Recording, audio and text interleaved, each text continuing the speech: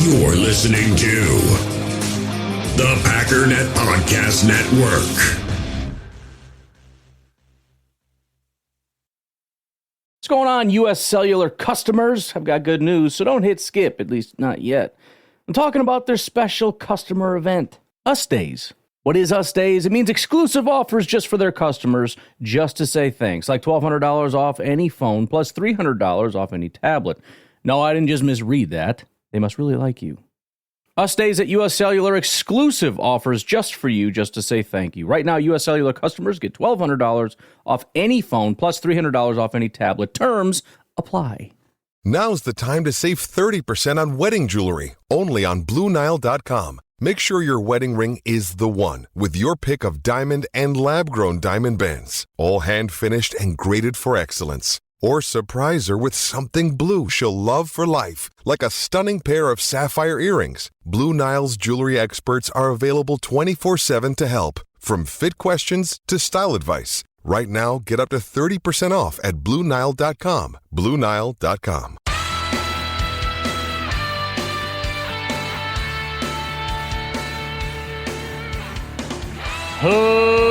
Ladies and gentlemen, welcome once again to the Packernet Podcast. I am your host and resident panelist, as always, Ryan Schlipp.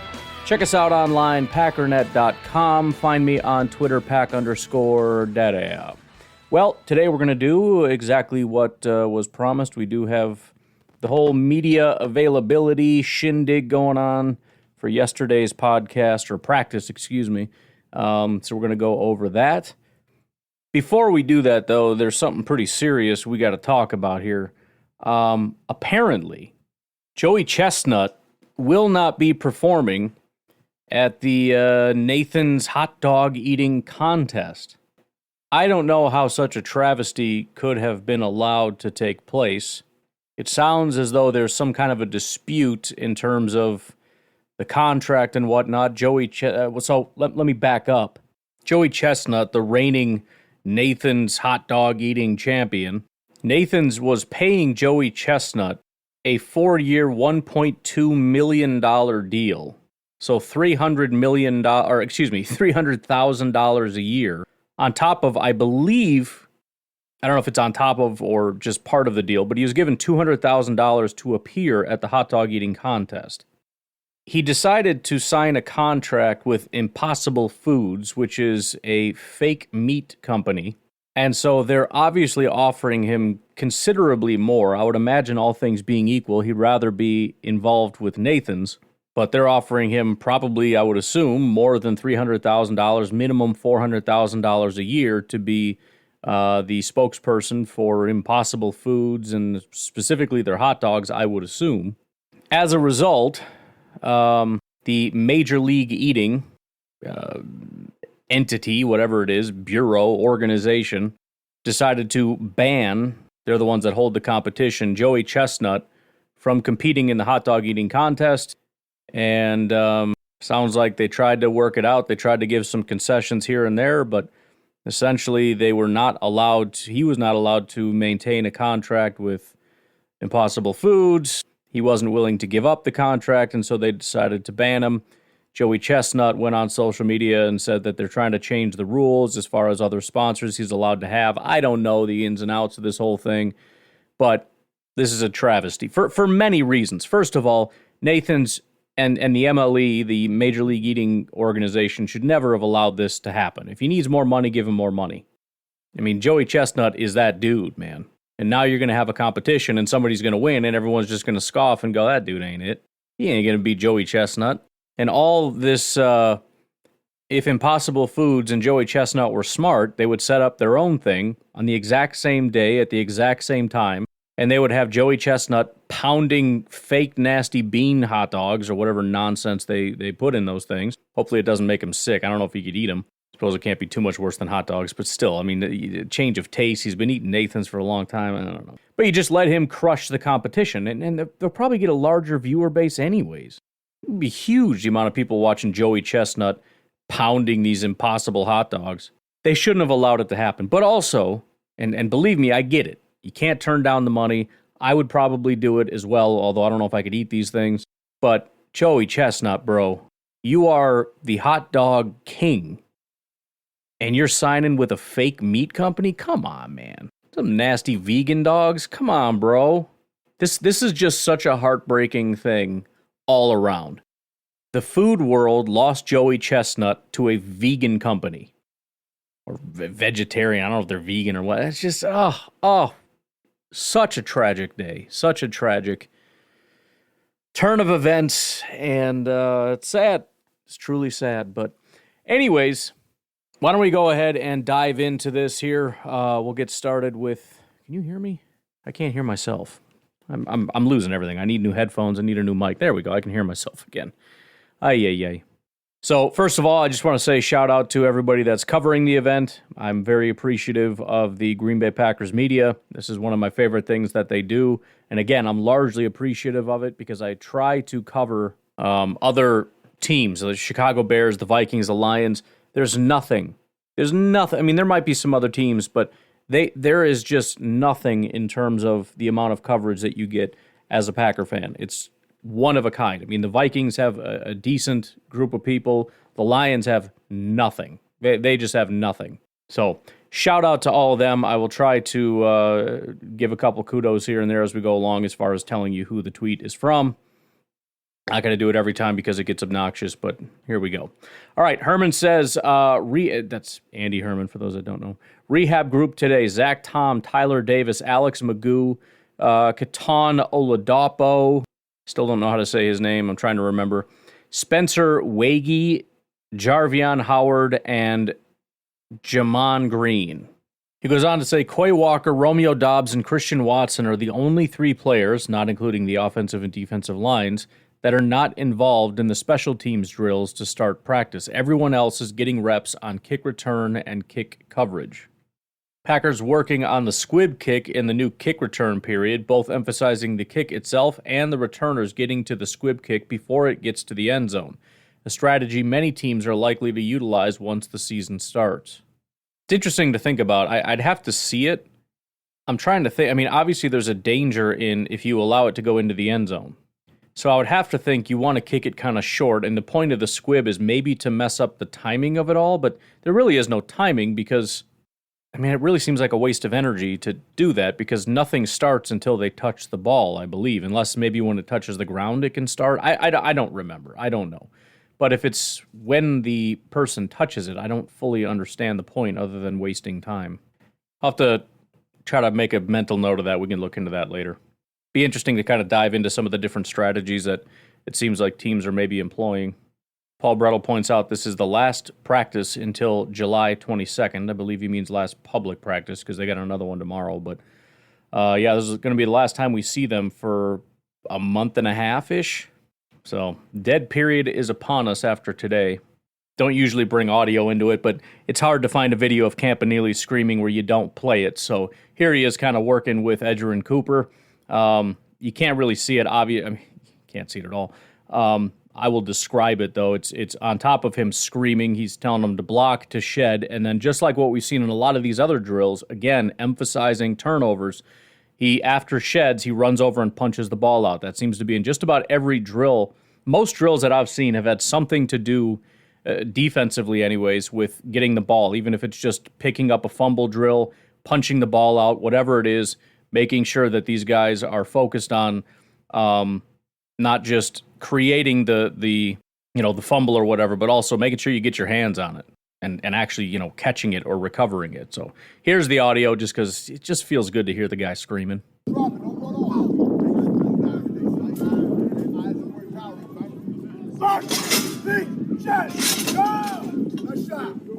So, yeah, that was Edgerrin Cooper. I mean, he looks good. There's no doubt about it. It's hard in a drill like that to take too much away, but I mean, he's not a slow mover. And yes, he did get the ball punched out. It was funny, they showed the, I forget if it was the safeties or what, but there were three different guys. I think it was just DBs because I think like Stokes and some other guys were in it. There really is a difference in when you watch these guys punch the ball out. I mean, some of them you're watching like, what the heck kind of limp-wristed nonsense was that? And some other guys come in just popping that thing out. So, but that points to the point, which is this has to be practiced. I mean, that's something the coaches have to go look back at and pull up the tape on your punching form. use your other hand and like get your body into it and stuff like that. I mean, if we're going to actually practice and emphasize turnovers, you got to learn this stuff. You know, it's not just, I mean, you can get lucky. You can just start swinging like crazy, but there is a, I don't know if you call it an art to it, but there is form and technique to this. Mike Spofford, I'll just read this because I haven't mentioned it yet. Day 2 of Packers minicamp on a hot one at Nitschke Field. It is hot here in Wisconsin today. It was like mid-80s when I was down in Indiana, and I was like, this is really nice, but it'll be nice to get back to Wisconsin and get some 70s. It's kind of humid. Well, we had a couple days, and now we got the 80s and 90s coming. I'm enjoying. I got pork belly. I'm doing pork belly burnt ends because my son loved the pork belly so much, so we're going to try some pork belly. It's my first time trying it, but we'll see how that goes. Anyways, point is, it is pretty scorching hot. He says, defensive lineman Kenny Clark sounded optimistic yesterday about a new contract in the works. So that's something else we'll have to look at a little bit and how that all ties into the overall situation. Again, the Packers do have a good amount of salary cap space. You have to assume they're leaving that buffer for these guys, which would tell me that they're not necessarily anticipating a salary cap reduction. Now, for Kenny, it might be the case that Kenny might be a reduction. And for Jordan, you're going to see a bit of an increase. But again, put that in our back pocket. We'll talk about that later. This is not against team or anything. They're just out practicing, but we've seen Marshawn Lloyd out running routes, catching passes. He looked good, catching them over the shoulder. Jordan Love deep to Jaden Reed. Man, I don't want to dig too much into it because it's shorts and whatnot, but Edgerrin Cooper really does fly around. I mean, I saw Tyron Hopper. I mean, nothing against the guy, but when you see the contrast, and he's out, Edgerrin Cooper's out running other routes, he's so smooth. His change of direction, his acceleration, getting from 0 to 60 and whatnot. So, as you're changing direction, not only is that smooth, but you're back up to full speed really quickly. I mean, that kind of stuff is huge. We'll see how this all translates into being a good football player, but I'm excited about the way that this guy plays. Again, I mean, you can just look at a side-by-side of Cooper and Hopper running these drills, and it's night and day. Again, Hopper might be a stud, who knows, but it's just one of those things that change directions. For Edgerrin, it's just boom, cut. For Hopper, it's like step, turn, and then a little bit of a slower ramp up in the other direction. No Josh Jacobs today means more reps for Marshawn Lloyd. That's true of all the other guys that are not here. We talked about that yesterday a little bit with the DBs and whatnot. Wanted to elaborate a little bit on this excused absence thing. Mentioned that I was first of all, should be noted, obvious. I mean, it goes without saying, but there's a difference between an unexcused and an excused absence. But I mentioned it was kind of odd that Keyshawn Nixon was there, but was excused. Like, what does that mean? Because in my mind, an excused absence would be, I have to attend this, or I have to, whatever. Here's what Matt Nyman said. Josh Jacobs has an excused absence, same reason as Jair, McKinney, and Nixon. Been here all offseason, and LaFleur told them to take a hike as a reward. Essentially, they were told to leave, and that makes sense. For exactly the reason that I just said. We need to see some of these other guys. We need to see our corners. We need to see our safeties. We got a bunch of safeties. We need to see what they can do. So, McKinney, you got to go. Jair, similar situation. Keyshawn, similar situation. Especially Keyshawn Nixon, because we want to see some of these other guys in the slot. But as far as Jair, we need Stokes. We need Valentine. We need Ballantyne. Those guys need the reps. We got decisions to make. It's my assumption anyways. And it answers the question that I had of, why would Keyshawn Nixon request a permission to be absent, yet stay there? It's because he didn't request anything. He was told not to, but he decided that even though he doesn't have to be there, he's going to stay and try to help coach or whatever, which is pretty fantastic. But anyways, again, it just kind of answers that question that I had. Dontavian Wicks getting some reps as a gunner on punt team, using those silky releases off the line of scrimmage in a new way. Wes Hodkiewicz starts off, actually, let's just skip that. Let's go to this because it's the whole thing. Team drills upcoming. Here are the starters, according to Andy Herman. The offensive line starts with Walker at left tackle, Elton Jenkins at left guard, Myers at center, Sean Ryan at right guard, and Dillard at right tackle. Now, not trying to send any alarm bells off or anything like that, but our first-round pick has not really been pushing real hard to be number one really anywhere. And this is off the heels of comments from Matt LaFleur that mentally he has a long way to go. Now, is he going to rotate in? Of course he is, but he still hasn't even cracked a starter position at any spot on this offensive line. Not Dillard at right tackle, not Sean Ryan at right guard, not Rasheed Walker at left tackle. 0 of them. Anyways, defensively, starters, you got Gary, then Wyatt, then Slayton, then Smith. The linebackers are Walker and McDuffie. Corners, you got Valentine, Ballantyne, and Stokes. Presumably that's Ballantyne in the slot. I don't know. And then the starting safeties are Williams and Bullard. So our second and third drafted safeties. First note from Wes Hodkiewicz says, Wilson blitzes off the strong side and Love lobs a ball to the sideline, which Wicks soars to bring down and touch toes inbounds for a nice completion. Again, we've got linebackers blitzing. And again, phenomenal play from Love to Wicks. Apparently Anthony Johnson Jr. cutting off to the side with trainer Brian Engel. I don't exactly know what that means, but Herman says it looks like AJJ might have gotten a bit banged up. He was talking to a trainer earlier, not doing team right now. Helmet still on, and he's working off to the side. Stokes and Enigbare all over an outside toss to Lloyd. Nice little inside run by Lloyd, shifty as always. Wes Hodkiewicz says, Robert Rochelle slow to get up, now walking off the field. Caleb Jones just blocked Jonathan Ford right to the ground, a battle of behemoths, and Jones won that round. Meanwhile, Edgerrin Cooper with a potential sack of Clifford, but more of a coverage sack, if anything. Nice little inside run by Emmanuel Wilson. Morgan steps in. He takes over for Ryan at right guard. He's also seeing some snaps at right tackle with the second team. Peter Bowden, the first long snapper up with Podlesny kicking. Orzik comes in for Joseph. I have no idea if these kicks are good or not. No nets and an impossible angle to see. Orzik stays in for Carlson. The consensus seems to be that all 3 kickers went 2 for 2, 6 for 6 overall. I don't know what that means. Wes Hodkiewicz says all 3 kickers got 2 field goals between 43 and 45. I had them 6 for 6. Oh, I see, overall.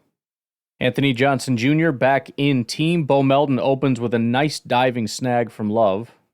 Elaborating on that, Paul Brettel says Love placed a ball terrifically to Melton, who made a good contested catch with Valentine in coverage. Why don't we take our first break? We'll come back and continue ripping through the notes of training camp.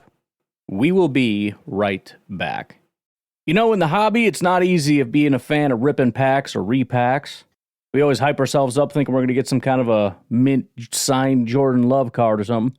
But with zero transparency on available cards and hit rates, it's all just a shot in the dark. That is until now. Introducing slab packs from arenaclub.com, the only repack that provides real value, a complete view of all possible cards, and clear hit rates for each one. Now when I buy slab packs on Arena Club, I finally feel like I know what I'm getting. I don't know if you saw the video me and my son did. That was us on arenaclub.com looking for new cards for my kid. Still on our YouTube channel. You should check it out. They have an incredible website. Slab packs are way better than mystery packs. Immediately after your pulls, they put your cards safe in a vault. So whether you're buying, selling, trading, or displaying, Arena Club's got the card collection platform that you have to check out. Right now, you can get 10% off your first purchase by going to arenaclub.com/packdaddy. That is a crazy offer. 10% off a $400 slab pack. That's $40 right there. Anyways, that's arenaclub.com/packdaddy for 10% off your first purchase. What's going on, U.S. Cellular customers? I've got good news, so don't hit skip, at least not yet. I'm talking about their special customer event, Us Days. What is Us Days? It means exclusive offers just for their customers, just to say thanks, like $1,200 off any phone, plus $300 off any tablet. No, I didn't just misread that. They must really like you. Us Days at U.S. Cellular, exclusive offers just for you, just to say thank you. Right now, U.S. Cellular customers get $1,200 off any phone, plus $300 off any tablet. Terms apply.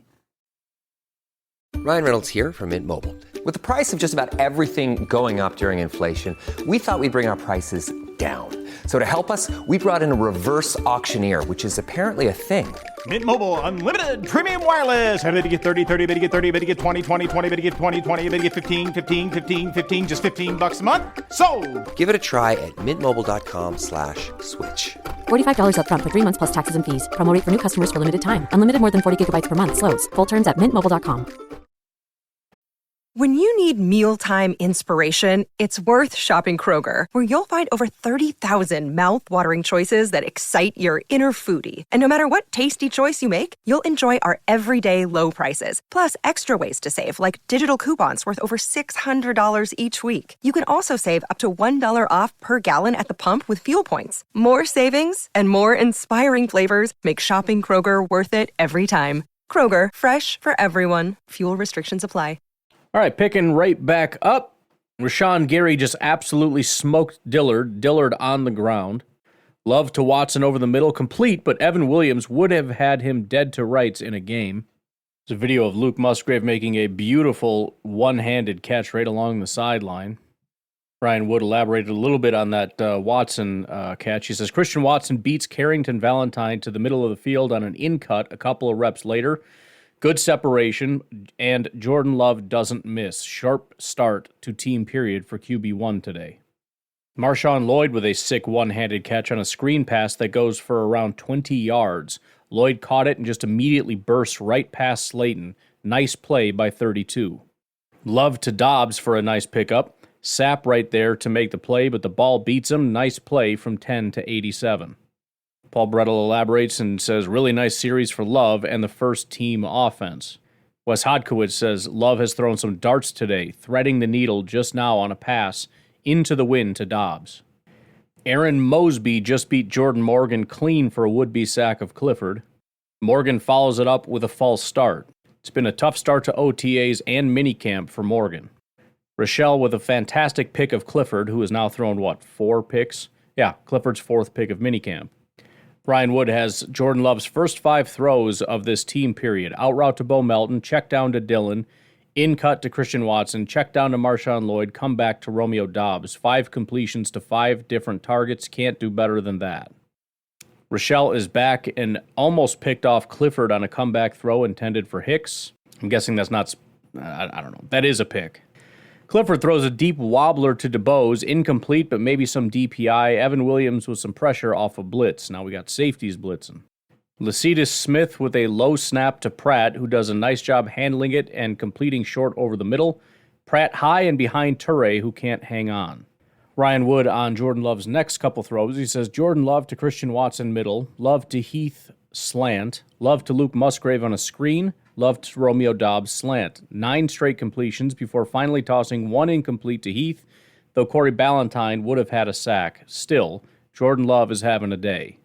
Just want to remind you, this is, the second day out of 2 that we've heard Jordan Love is tearing it up. We heard this previously in the OTAs, and I'll remind you, I'm pretty sure we didn't hear this one time last year. It was always like the second half of practice. It always started slow, though. There was always at least a half that he didn't have a good day. Maybe there was a day that he played all the way through and it looked good. This is a significantly better Jordan Love. Move the ball period via Andy Herman. Love to Watson over the middle for a nice pickup. Dillon run outside. Eric Wilson all over it. Wilson's received more time at linebacker, and for the most part, he's delivered. Brenton Cox and Carl Brooks all over an inside run to Dillon. Love to Heath on a slant for a first down. Quay lined up on the edge that play with Preston inside. Interesting. Play action tight end screen to Musgrave for about 6. Would have went for more in a game. Dobbs finds a hole in the defense and Loves finds him. Offense cutting through the defense at the moment. Love to Heath incomplete. Ballantyne with a would-be sack off the edge. These blitzes are out of control. Love to Wicks in the flat, short gain. Lloyd for about 4, but that was the first time he tried to get fancy. Tried to make 1 too many cuts and fell down. Should have been a bigger run. Love to Reed for a first down on 3rd. Nice play to get separation by Jaden. They end the drive there. James Esther busts through for a sack of Clifford in 2-team. Deslin Alexander beats Luke Tenuta for a would-be sack of Clifford. Clifford fires downfield. Nobody there. Been a tough couple of days for the 2s on offense. Keyshawn Banks comes crashing in for a would-be sack of Pratt. DeBose goes up for an impressive catch off a slant from Pratt. Quay Walker lays out and nearly picks off Love at the start of 2-minute. Kyle Malzahn says, first team 2-minute drill. Quay Walker nearly picks off Jordan Love on a pass intended to Dontavian Wicks in the middle. Had it and dropped it. Love goes right back to the middle of the field and finds Jaden Reed for a completion. Here is the full from Andy Herman. 2-minute drill, 1:18 remaining, 1 timeout, 1st and 10. Ball at their own 25, down 20-18. One's up first. Love deep to Dobbs on first, overthrown by about 5 yards. Solid coverage from Valentine. Dobbs would have had a chance if it was on him. Love over the middle to Wicks behind him and nearly picked on a diving interception attempt by Quay. Ball falls incomplete. Love fires complete to Reed for a first down over the middle. Clock ticks. Love to Musgrave for about 14 on a deep out. Also got out of bounds. McDuffie couldn't stick with him. Of course you can't. It's Musgrave. 41 seconds left. Ball on the 39-yard line. First down. Still have a timeout. Ball batted at the line of scrimmage. Love escapes pressure. Scrambles for 7. Timeout. 3rd and 3 upcoming. 33 seconds left. No timeouts left. Ball on the 32. Love complete to Dobbs for a first in front of Evan Williams. First down. Clock ticks. Clock the ball. Second down. Ball on the 21. 21 seconds left. No timeouts. Illegal formation on offense. Move the ball back to the 26. See, this is where you get super annoyed because remember, they're down by 2. They only need a field goal. We don't have timeouts, but it's not a big deal as long as we don't do stupid stuff. We're inside field goal range. Illegal formation. Like, bro, come on. Next play, false start on the offense. Move back to the 31. Offense imploding here a bit. Lloyd inside handoff to the 25. Another false start on the offense. Back to the 30. Under 10 seconds. Clock should have been nuked and defense should have won, but they allow a clock of the ball and a Podlesny kick wins it. Now, they did that because they want the kicker to play, but that's freaking devastating. I don't know who on the offense was committing these penalties, but you had an illegal formation followed by 2 false starts that took a chip shot win of a game. I mean, think about this in a real game situation. I mean, Jordan Love got you down the field. He got you in field goal range. You're out of timeouts, but you don't need it. You essentially want to do what they did at the end there, an inside handoff, burn the clock, kick the field goal, up the uprights, good to go. But all these penalties would have lost you the game. That's nonsense. Wes Hodkiewicz says, Odemegwu comes unabated to the quarterback for a sack in 2s. Here is Andy Herman covering the 2s in the same situation, which is 1:18 remaining, 1 timeout, 1st and 10, ball on their own 25, down 20-18. Clifford to Stanley, complete for about 6, out of bounds. Clifford sacked, couldn't see by who. I'm guessing that's Odemegwu. Jonathan Ford beats down the ball at the line, 4th and 9 upcoming. Hafley brings aggressive pressure. Clifford runs away from Cooper and completes the pass, but short of the marker. Defense wins. Defense got to feel good about that, man. You gave up 6 on first down, and rather than do the Joe Barry, let's just back up and let them have it and do the bend, don't break thing, Hafley essentially sends the house 3 times in a row. You get a sack, you get a ball batted at the line, you get an all-out on 4th and 9, and the ball comes up short, which is another fantastic thing because he completed the pass and we made a tackle short of the sticks. That's unheard of. Usually there's not a defender there. Usually the person catches it beyond the sticks because there's that much cushion. Crazy. Can actually play him tight and short of the sticks and tackle him. I don't know what we're trying to do here. It's getting a little sassy, a little spicy. All right, now we got the 3s in the same situation. Pratt to Heath, first down and out of bounds. Pratt to Heath on a slant, dropped. Not the worst thing, would have been short gain and clock would have run. Pratt to Pearson on a check down, clock runs. Platt to Wilson in the flat, loss of yards and clock runs, timeout. 4th and 5 upcoming. Pratt to DeBose, maybe complete, impossible to tell. Offense gets the first down. Hard count leads to a false start on the offense.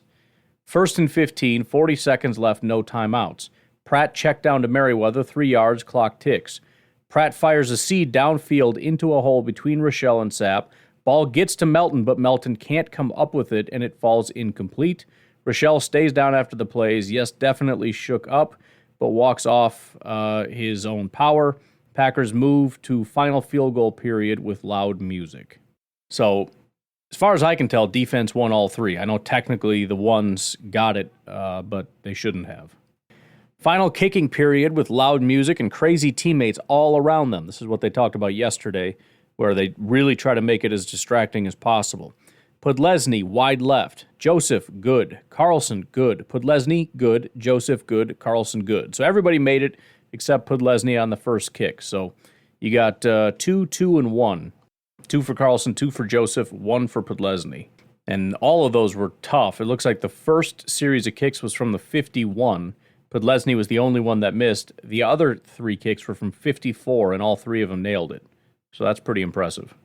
Ryan Woods says Packers minicamp is down to a couple more meetings, and then it's summer vacation. Next up, first practice of training camp, which is July 22nd.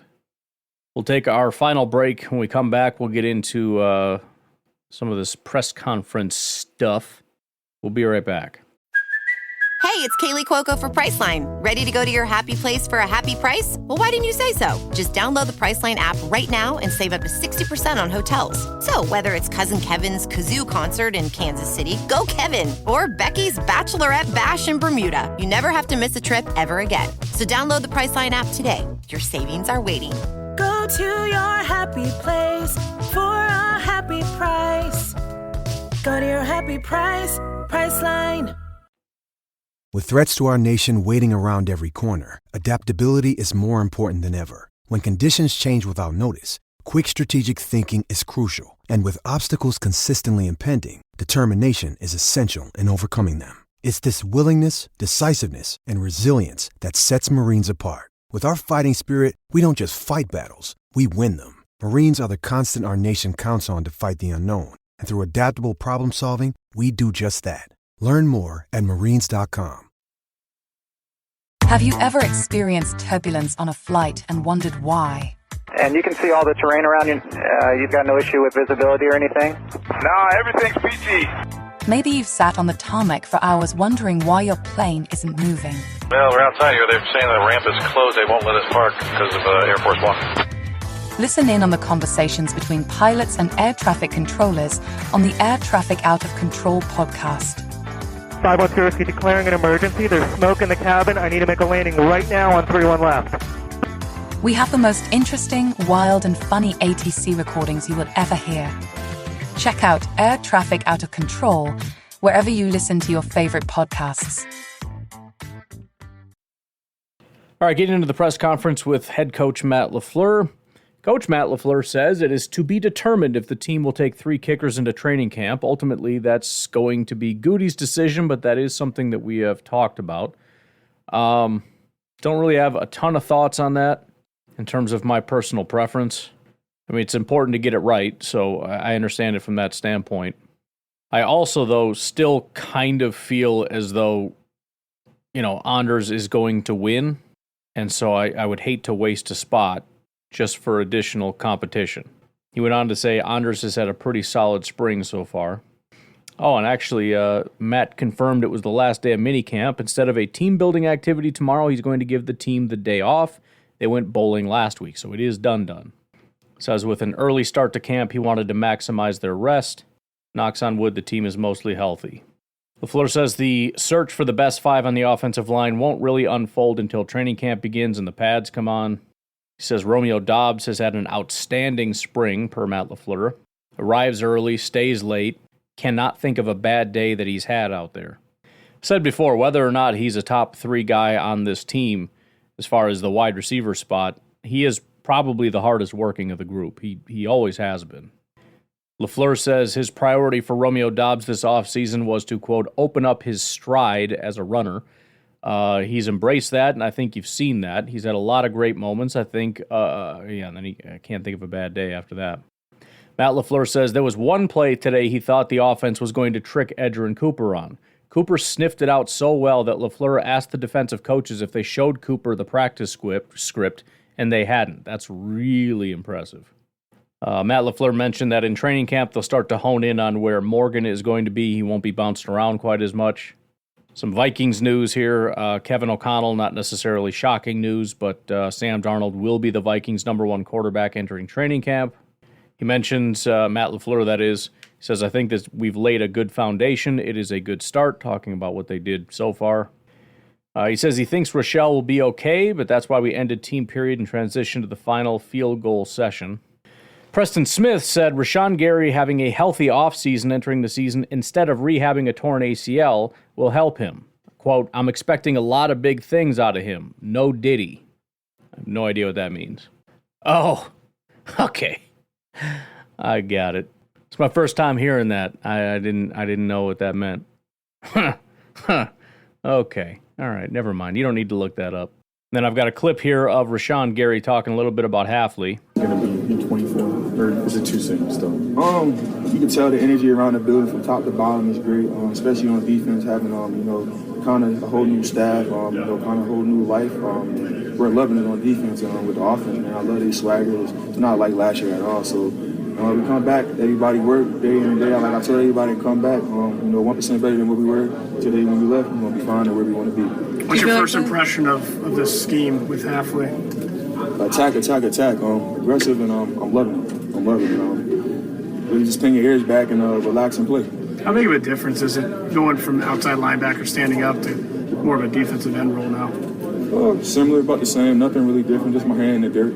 So again, you can't be surprised by any of this. I mean, again, a lot of weight is going to fall on Hafley to get this right and to make sure that the guys are lined up and understanding, because you expose yourself to more risk when you're aggressive. But these guys, especially the pass rushers and defensive linemen, have got to love this.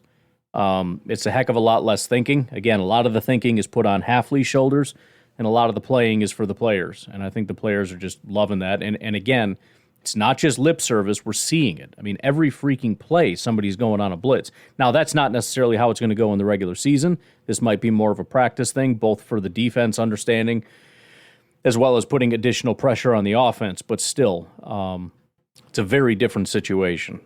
Here's Preston Smith talking about it. Has there been change in how you'll be used? Yeah, man. Finally, I'm out here rushing more. And I get to get out the quarterback a whole lot more. And, I just love the system. Preston, going. Just a big smile on his face when he says that. Preston Smith said he reached out to Richard Sherman about new Packers defensive coordinator Jeff Hafley and was impressed with Hafley before getting in the building to work with him. Here's a little bit more from Rashawn Gary. You asked me how is it? Yeah.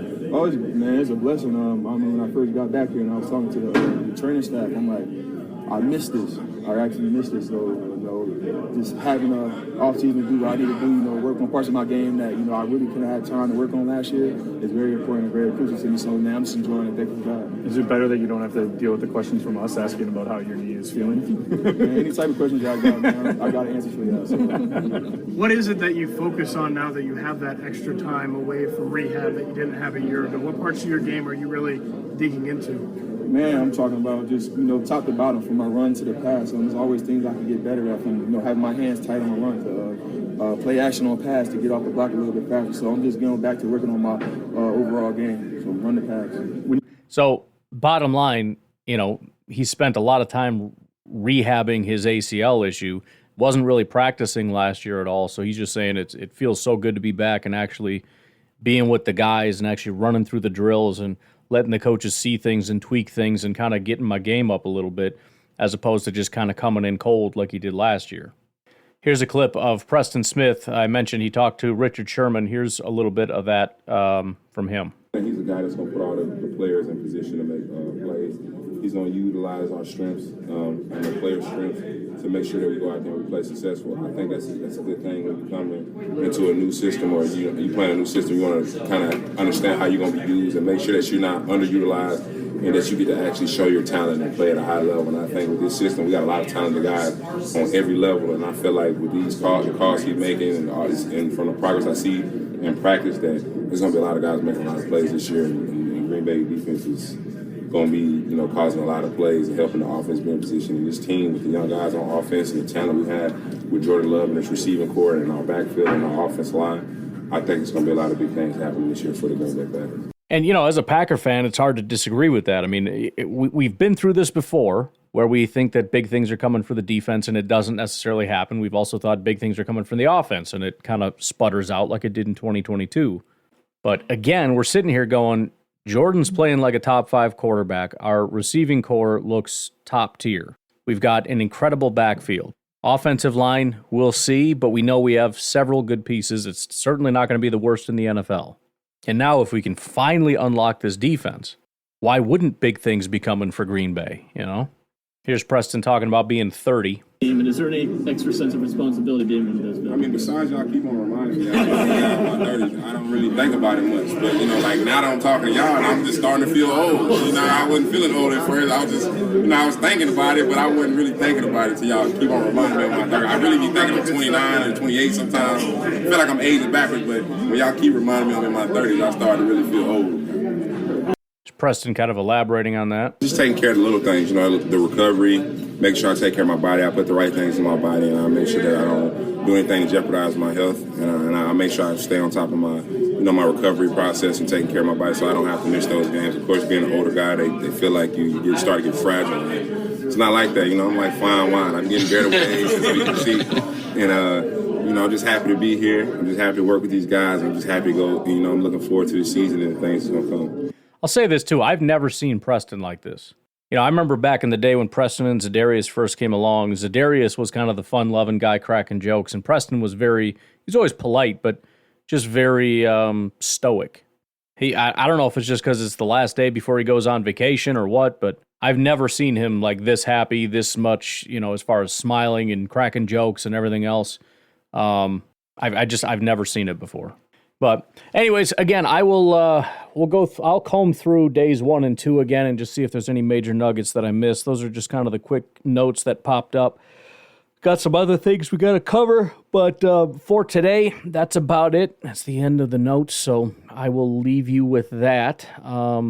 Didn't have enough calls for yesterday's Packernet After Dark, and so there wasn't one. If you want one for tonight, got to get your calls in. I currently have 3. I'm shooting for like 7 if we're gonna do that. So I understand if you guys are kind of just burned out and not feeling it, but it's up to you. I'll take the days off if you want to give them to me, but I'm gonna need some more calls if you want more of that. Also, keep in mind I'm gonna try to remember to keep doing Jeopardy at 7:30. That's gonna be the plan if I can do it, just because I want everybody to know what time it's going there so we're not surprised and whatnot. So if you want to play some Jeopardy on the YouTubes or on Twitter, go ahead and subscribe, hit the little bell notification. I'll see you at 7:30. Otherwise, you guys have a good rest of your day. I will talk to you tonight, tomorrow, whatever. Have a good one.